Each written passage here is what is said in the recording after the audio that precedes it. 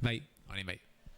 Bueno, lehenik eta behin eskerrik asko etortzeagatik eta Bageraren zineforum hontan parte hartzeagatikan. Gaur daukagu gonbidatua Zigor Etxebeste, zinema kritikari bezala aurkeztuko dugu. Lehen urtean kritika lanetan ibili zalako, beste gauza batzuen artean, zinema zalea ere, eta gonbidatu bezala nola bera daukagun utziko diot pelikula berak aurkez dezan. Eskerrik asko, Ander.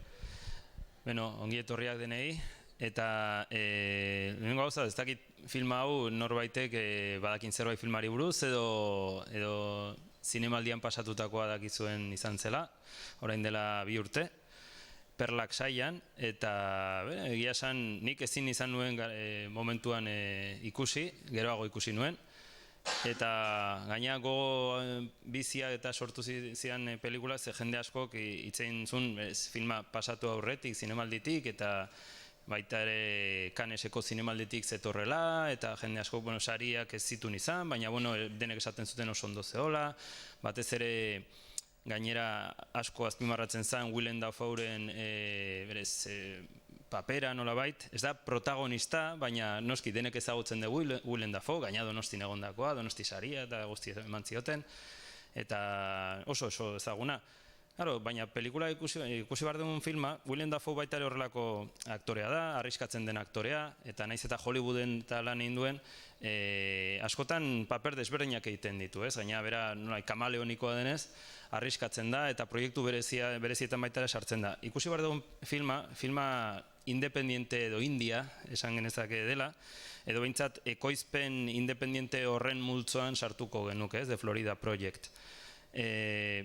Oso filma berezia da, batez ere ikusten degulako Amerika nolabait, gaina horrela zuzendariak esan da, Sean Bakerrek esan da noiz baiten, atzeoial batean izkutatzen den Amerika hori, ez? Askotan pelikuletan bakarrikan ikusi dezakeguna, edo dokumentaletan, edo reportaietan ikusi dezakeguna, eta oraintxe Estatu Batuetako presidenteak nolabait baita ere izkutatu nahi duena, ez?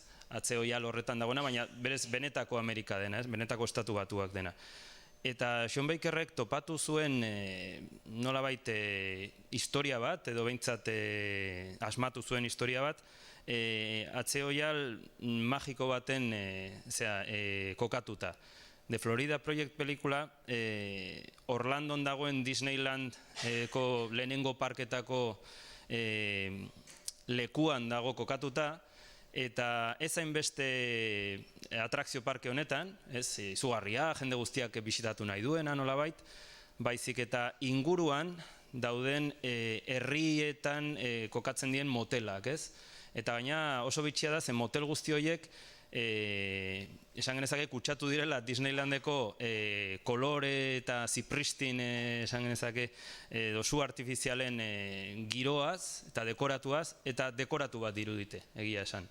Motel horietan noski jendea ikusiko dugu, noiz behinka nolabait hor iristen direla, ustez behar bat Disneylanden atrakzio parkearen onduan daudela, baina ez daude justo onduan, baizik eta pixkat urrutiago daude, eta hor bizi diren personak, motel horietan bizi diren personak dira hori esaten dizudan izkutuan dagoen gizarte hau, ez?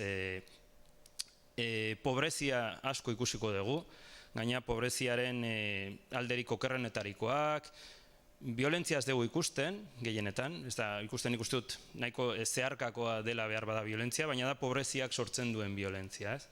Indarkeri hori nolabait gabeziak eta bideratzen dituena, ikusten dugu droga mundua badagoela, badago baita ere prostituzioaren mundua, eta baita ere Sean Bakerrek zuzendariak oso ondo ikustu kokatu duela historia batez ere ikuspuntuaren arabera. Ikuspuntua umeak izango dira, ikusiko ditugun ume guztiak. Ez dakit zuek, ni behintzat goratze txikitan telebistan ikusten genuela noiz behinka, La Pandilla telesaia, nolabait Little Rascals zeolako zerbait, eta teatzi dira nolazan alfalfa, eta horrelakoak berez zian laguntalde txiki bat, eta berez telebistan botatzen zituzten saioak izaten zian, 30ko eta 40ko hamarkadan egindakoak Estatu Batuetan, eta nolabait zanbait ere giro pobre batean nola jokatzen eta jokuak bideratzen fantasiarekin nolabait umeak pobreziatik ihes egiten duten, ez? Kasu honetan, Sean Bakerrek bere zuzenean esan du bere oinarria izan dela hori, bere umeetan oinarritutako telesail hau, eta nolabait ikusten dugu hasieratik umeak fantasiarekin eta irudimenarekin ihes egiten dutela behar pobrezia den leku horretatik. Ez dira kontzienteak, ez dira jabetzen dakaten gabezietaz, ez?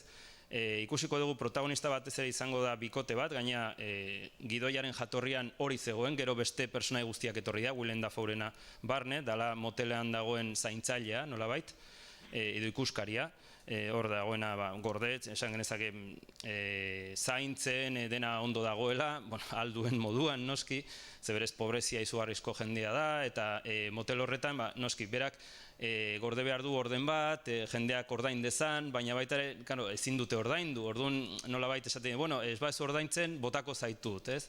Eta lelo horrekin ari da denbora guztian baita ere. Eta esaten dizudan protagonista dira ama bat oso gaztia eta bere alaba, txikia, Mooney deitzen dana, eta beraien erlazioa izango litzateke leitmotifa edo behintzat ari nagusia, ez? Eta beraien inguruan dauden guztiak. Ikusiko dugu nola aurrak joaten diran auzo edo behintzat motelak dauden leku desberdinetan, bloke desberdinetan, eta ikusiko dugu daudela beraiek Magic Land batean, gero joaten dira Future Landera, eta gero pasatzen dute leku bat eta ikusten datzean kartela dela zazpi ipotxen errepidean daudela. Ikusiko dugu dena fantasia, Disneyko fantasia guzti hori, baina noski pobreziaz beteta, ez? Orduan, nik uste dut batez ere protagonistetako bat pelikula honetan, da atzean ikusten dugun dekoratua, ez? Eta zenolako, oso polita den zerbaiten azpian, ez dugu labeiratzen askotan, eta atzean dagoen miseria eta pobrezia baita ere horrek estaltzen duela, ez? Oso esanguratsua da, ez dena bat, gero komentatu dezakeguna nahi baezue, baina da, aurren artean, lagun talde bada, gaina udaran daude, eta orduan udaran zeiteute aurrek jokatzen dute, ihes egiten dute, juten dia batetik bestera, gauzak egiten dituzte baitara ez dutenak egin behar, eta urtebetetze baten ospatzeko, noski, beraiek egingo lukete festa izugarri bat, olako zerbait, eta momentu batean ihes egiten dute, edo juten dira ama gazte honekin aur batzuk leku batera, pasatzen dute errepidea, eta ikuste dituzte Disneylandetik botatzen dituzten su artifizialak. Eta noski, izango balira, umearentzako urtebetetzea ospatzeko su artifizialak bezala, ez? Baina da, aprobetxatzen dutela hori, nolabait, baita ere, irudimenarekin iesaldia bideratzeko.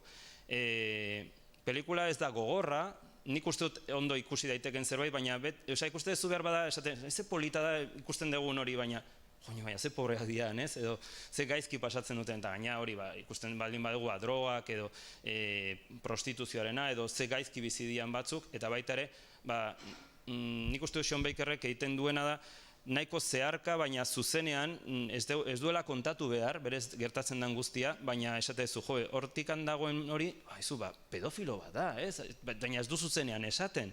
Eta esatezu, eta aurrak hor daude, eta arriskuan daude, ez? Baita ere, baina dena nahiko esan genezake leunki botatzen duela, baina esan genezake nolabait dela geroago buruan geratzen zaizun zerbait, eta berra hitz egin dezakeguna baita ere, pelikula honi buruz baita ere, ez? Polita den hori, ez, Donald Trumpek agerian jarri nahi duen estatu batu hori, atzean benetan zer dagoen, ez? Ez dugu hori ikusiko, zikintasuna, edo zerbait dena oso polita da, baina ikusiko dugu noski zikintasuna ez dutelako garbitzen asko beraiek, baina noski motelak moreak dira, pastel kolorekoak, eta gero, izugarrizko dekorazioarekin, orduan nahiko kontra esankorra da ikusten deguna eta nabaritzen deguna nola baitez. Orduan, nik uste dut disfrutatu dezakezue pelikularekin, gero hitz egin dezakegu, berez asko hitz egin dezakegu honi buruz. Eta, nik uste dut zuzendari hau nik enuen ezagutzen, eta pelikula honekin ezagutu dut, eta egia esan, egin du gaina pelikula bat, lehenago egin zuen pelikula, dena iPhone batekin egin zuen, Eta tipoak orain egin du, zuzendu du, 35 milimetroko zeluloideko pelikula batekin. Eta gero, desberdintasuna izugarria da. iPhone batekin, gauza txiki batekin egiten dezakezun pelikula bat, eta gero, kamera handi batekin, eta gainera, pelikulan, berez, zeluloidean egindako pelikula bat ikusiko dugu. Berak esan du baita ere, nahizuela, arrazoi desberdinak bota ditu, ez? Nahizuela ies egin baita ere, ez izen horrekin ja ezagutzen zutelako, ez? iPhonearen tipoa, ez? Zuzendaria, iPhonea erabiltzen duen zuzendaria. Eta berak esaten zu, hori ez den nahi, eta, bueno, de repente justo, kontrakoa egin du, ez? Orain gaina justo zinea edo zeluloideak desagertzen ari den garaian, berak hartzen du berriz ere zeluloidea.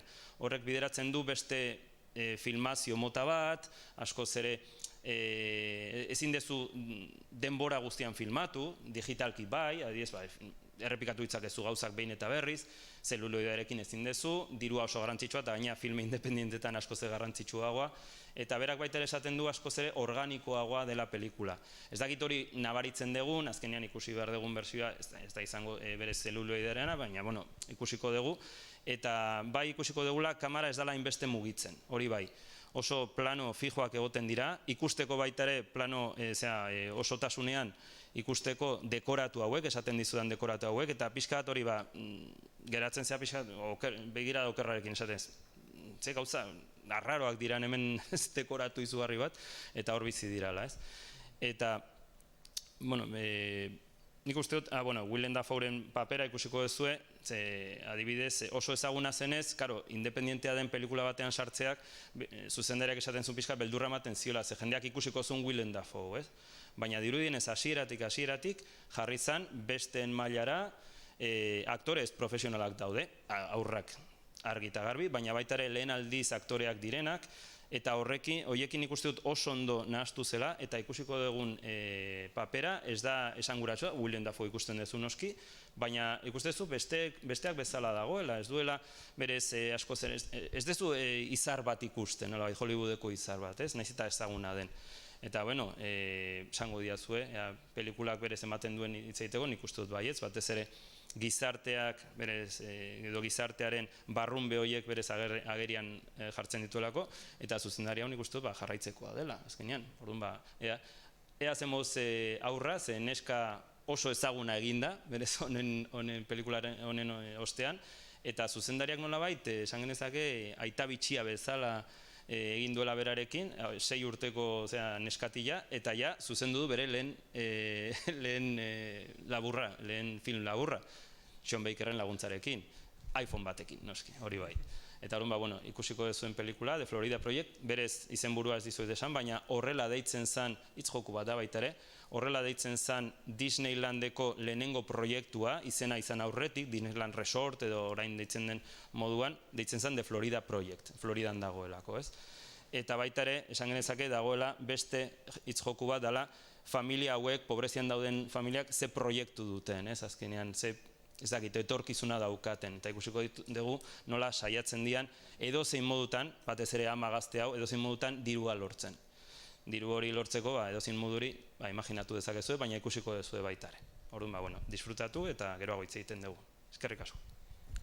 Bueno, pelikularen datu pilo bat eman dizkigu, batzuk ingelituko ginen, orain pelikulaz gozatuko dugu, eta gero jongo geha ariei tiraka, disfrutatu eta orain arte.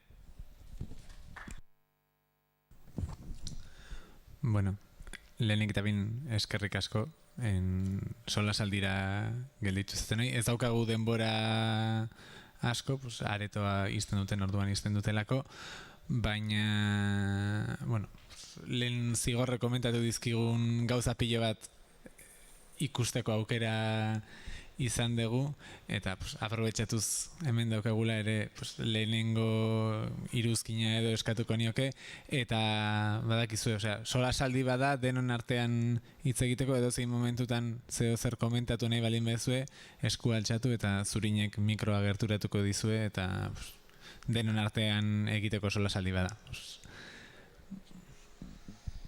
Hori da helburua ez baita ere, filma bat ikustea eta batez ere horretaz hitz egitea. Nik adiez bukaeratik hasiko nuke, ez? Bez freskoa dakagunez bukaera.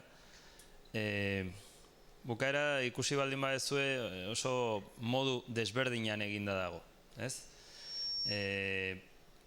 Ikusi dugun filma izan da, umei jarraituz, motelean dauden personei jarraituz, Willem Dafoe arduraduna, ez motelaren arduraduna. Esan genezake pixkat zaintzaile, aingeru zaintzaile bezala dago, ez? Babesten nolabait eta gaina mehatxupean beti, esan ez? Urbilago? Bale, uste nuen akoplatzen zela eta, bale. Eta orduan beti mehatxupean ez, esaten ez, urrengoan botako zaitut, urrengoan, eta azkenean laguntzen du, ez, denbora guztian aldi oro. Baina, bukaeran, pentsatze baita ere hori zerbitzu sozialak eta etortzen direnean, azkenean bideoak eskatu dituzte, salaketa bat egon denez, eta horrela bukatzen da. Baina bukaerara noa, nola umeak, Monik, ies egiten duen, azkenean zinezalek baita ere horrelako referentziak izaten ditugu eta beti ikusten ditugu nola bait, ez? Eta nik ez dakite ikusi dezuen François Truffauten Los 400 golpes edo Le 400 coups frantsesez, pelikula horretan baita ere iesaldi bat dago, ez? Ume baten iesaldi bat. Kasu horretan itsasora zijoan, ez? Eta ez zuelako itsasoa inoiz ikusi, eta kasu honetan bukatzen dugu, hainbestetan ikusi dugun irudi batekin, dala Disney, errauskineren, ez? Nola da? Loti ederra, ez? Loti ederraren gaztelua. Eta nolabait pelikula askotan ikusi dugu hasiera, ez? Nola hasten duen gaztelu polit horrekin eta esate du, fantasiazko mundu batean sartzeagoaz, ez? Kasu honetan bukatzen dugu horrekin ikusi dugunarekin, ez? Interpretazio asko irakurri ditut bukaera horren inguruan, baina formatu aldatu duenez zuzendariak, kasu horretan ja ez dugu filma bat ikusten zeluloidean, baizik eta berriz ere iPhonearen tipoa dator, eta iPhone batekin sartu zian Disney Worlden baimenik gabe, noski. Horregatik eskertzetan ez dago Disney, ez dakik gero salatu duten edolako zerbait, ez dut uste, azkenean pelikulak ez da salaketa bat Disneyren aurka, ez? Da nolabait horrelako fantasia batek estaltzen duela beste guztia, ez? Eta Disney hartu zezaken beste bat, baina nik uste dut oso ezaguna dela, ez? Ez dakit gero adibidez ikusten diran gauza guztiengatik, askotan ikusten ditugun gauzengatik pelikuletan, batez ere publizitatean dianetan, ordaindu behar da zerbait, ez? Irudi bat, eta adibidez parkin batean ikusi dugu Mickey Mausen, ez, belarriak eta irudia, ez, bukaran jakiteko horra guazera justo beraien iesaldian, ez. Sean Bakerri galdetu diotea bukaera hori benetakoa den edo ez, eta berak esan du, bakoitzak bere interpretazioa egin dezala, baina ni bai ikusi dugunez denbora guztian umeak amesten eta irudikatzen, nik uste du bukaera hori baita dela nolabaiteko amets bat, ez. Bere lagunarekin dago, gaina hori formatu aldatzen da guztiz, eta iesaldi horretan derrepende sartzen dira baita ere ez dugu ikusten, ez, Disney atrakzio parke horretan, eta bukatzen dute iesaldi hori, ez. Nik uste dut nahi interpretazioa baita hortik handoala, ez, amets bat dela, ez, bukaeran, beraiek ies egin nahi dute, eta horra, azkenean, egon dira denbora guztian atrakzio parke bat bisitatzen, ikusi baldin badezu beraien irudimarearekin, sustoak jasotzeko, beldurrezko esan genezake lekua bisitatu dute, gero sutan jartzen dutena, bisitak idatu bat egiten diote Jan Siri, esan ez, hemen dagoena garagardo asko daten du, hemen dagoena atxilotzen dute askotan, izango litzateke bisitak idatu bat, baita ere. Eta gero, safari batean, baita ere egoten dira, ez, behiak ikusten, zu artifizialak ikuste dituzte baina kanpotik, orduan, denbora guztian daude hori, iesaldi batean, ez, eta bukaeran dirudinez iesaldi hori gauzatzen da, edo behintzat irudimenean bai gauzatzen dela, ez. Orduan, horrekin hasi nahi nuen pixka bat, bukaerarekin, ez dakit zer deritzu zuen, interpretazioa zurentzako hori izan dela, pelikula nahiko errealista da, iaia dokumentala batzutan dirudi, baina hori, atzeo jalo horrekin, dekoratuarekin, kolore bizi horiekin, irreal puntxu bat baita ere badauka, ez? Baina Disney hori da baita ere, ez? Pelikula hau niretzako nahiko berezia da, pelikula hau etara orain dela urte pare bat irten zen, baina orain dela 10 urte ni Disneyen egon nintzen lanean. Parke hortan. Bai, parke hortan. Eta jo nintzen uda batean beka batekin lanera, parkera, parke barruan lan egiten nuen, eta langileak bizi ginen etxeak dira motel hori bezalakoak. Oso antzekoak, langile, bekadun, sistema bat dago han ikaslea zeran bitartean udatan lan egiteko, unibertsitate programa, Disney College Program deitzen diote beraiek, eta udatan joan zaitezke bertara lanera eta unibertsitaterako kredituak hartzen dituzu, eta daukate sail bat nazioarteko ikasleentzako, eta nik hortan hartu non parte. Eta ikasle guzti horiek bizidia horrelako motel batean, koloreak eta bukaeran ikusten, iguala da. Eta orduan, bai kolorea ez da irreala, horrelakoa da. Eta suburbioak, parketikan haratago dagoen guztia, horrelakoa da. Hasieran ikusten den taberna giroa badaude. Orduan, kanpotikan bai eman dezake pixkatagian fortzatua, egia da ni mugitu nintzen ingurua ez dala hau bezain estremoa, zatikan han zeuden guztiak lan bat zeukaten, esaten dute gutxienez 30 orduko lan bat bilatu beharko dezu, eta esaten du niri parkean ez didate lanik emango, batez ere daukan itxuragatik, parkean lan egiteko ezin dezu tatuatuta egon, hile motza eduki behar dezu, margotu gabea, izan behartzealako ikustezina ara joaten den jendea dijolako amets hori bizitzera.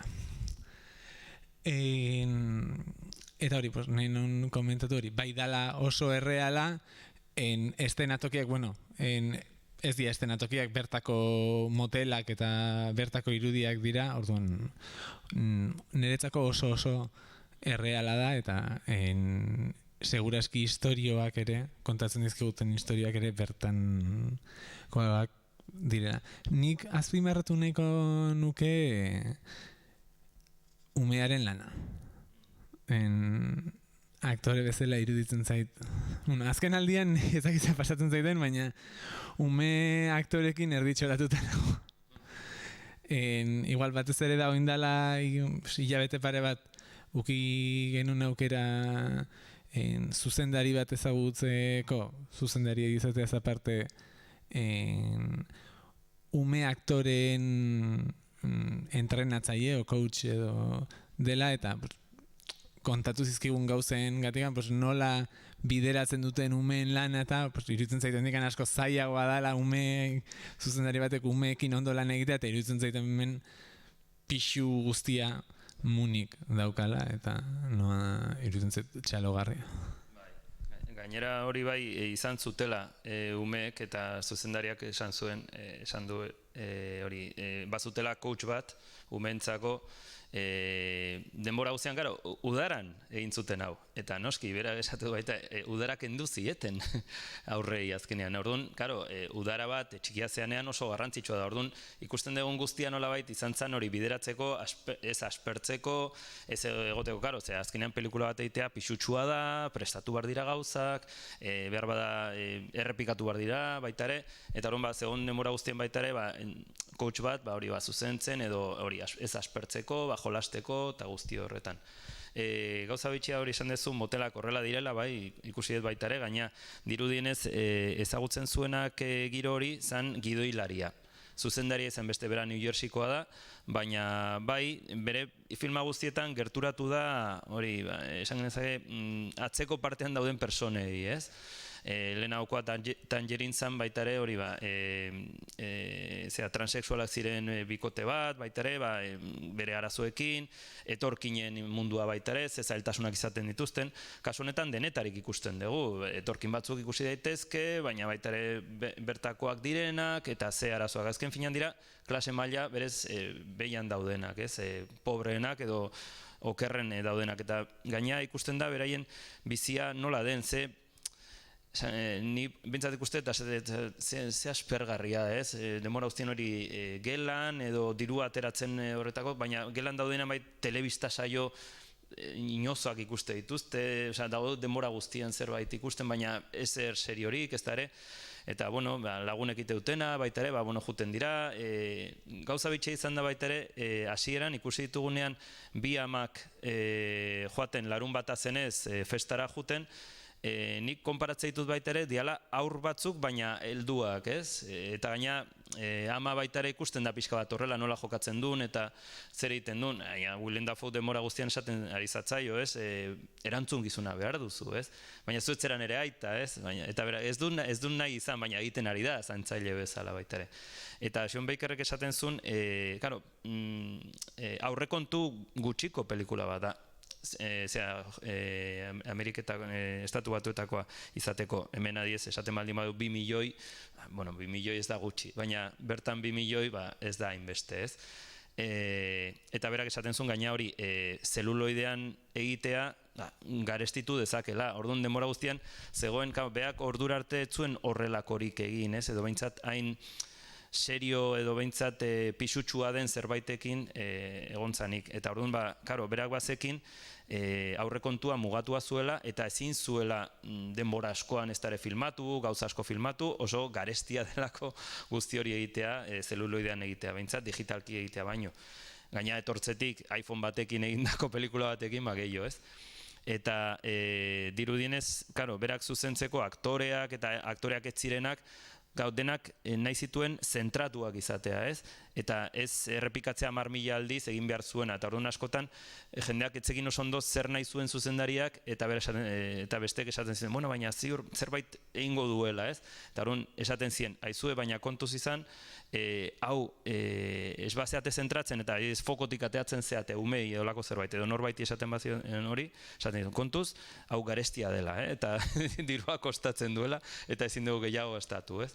Baina hori, adibidez, motela, benetako motela dena, beraiek ez zuten motel guztia hartu, baizik eta legela batzuek alokatu zituzten, berez, filmatzeko eta biztanleak zeuden bitartean baita ere hor, orduan izan zen pixka bat berezia, ez?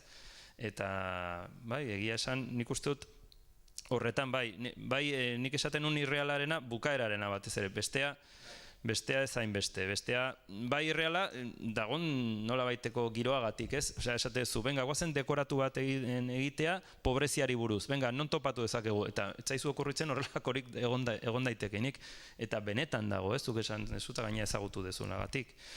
Ez dakit lehenago esan dudana Willem Dafoeren inguruan somatu dezuen edo ez, osea, berez nik uste dut oso integratua dagoela beste guztiekin, eta naiz eta oso ezaguna den, nik uste dut nahiko ez duela izar itxura bat, ez? Baizik eta, pelikula pila bat egin ditu gizon honek, eta bere aktuazioa nahiko naturala iruditzen zait, hasieratik gainera.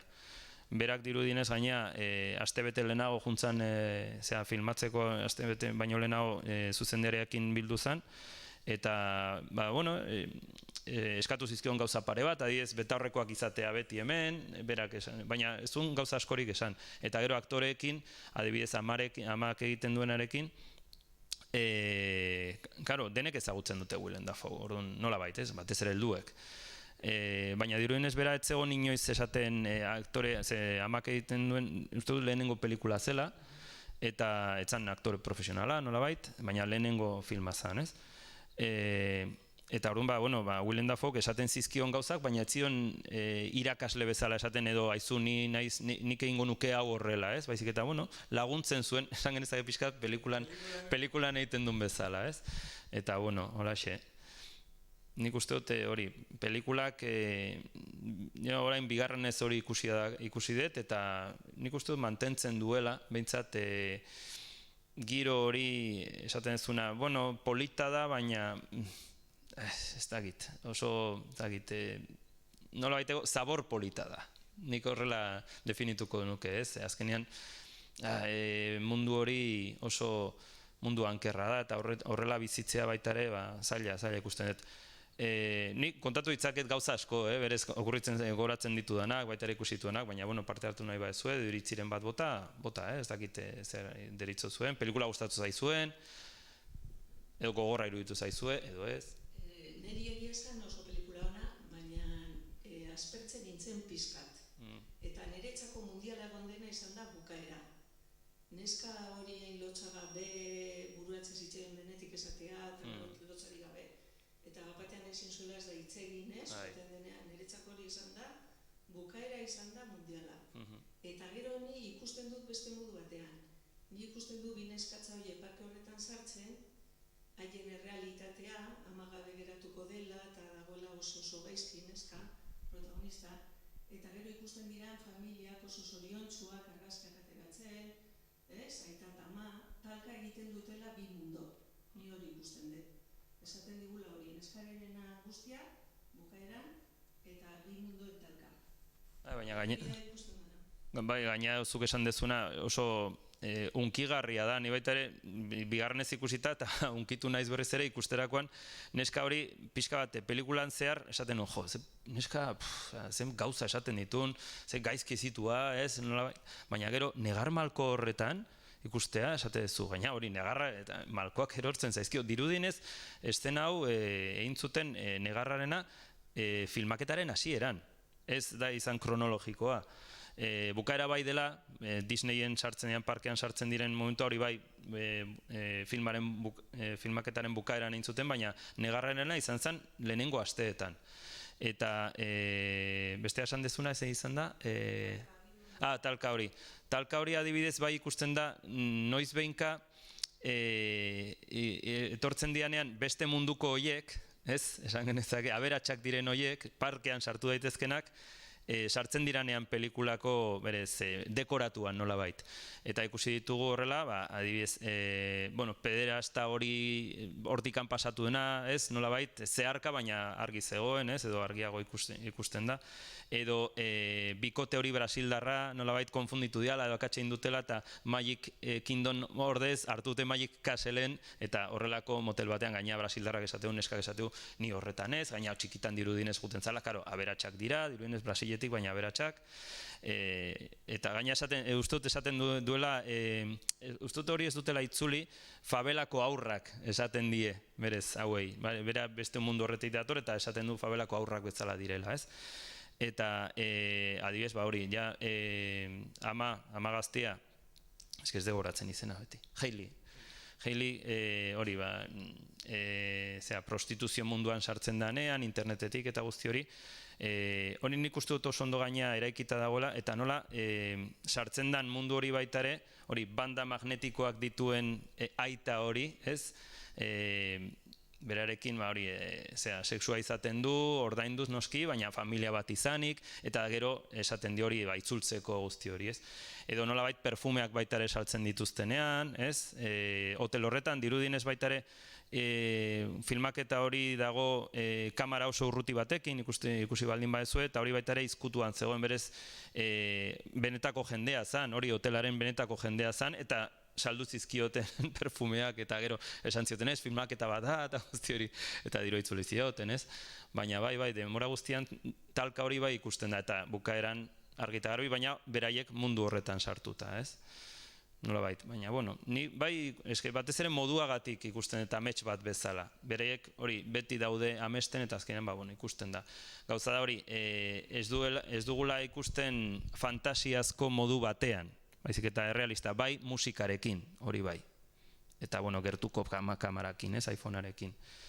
Baina, bai, nik uste dut hori neskaren gatik, ez gira esan txalo zaparra da behar du. Eta berez horregatik hitz egin da, asko, neskaren aurkikuntza honen gatik. Baita ere, amak nola egiten duen, Haileyk nola egiten duen, eta Eta holaxe, gero hortzadarra baita ere pentsatzet ikusi zuen, hori oso polita da, baita ere amesten dute asko, eta gaina esatu dute, ez bukaeran dago ipotx bat, ez, eta altxorra dauka, guazen jipoitzea, eta altxorrakin geratzea, ez, eta denbora guztian daude horrekin jokatzen, ez, ezer gehiago, horrela.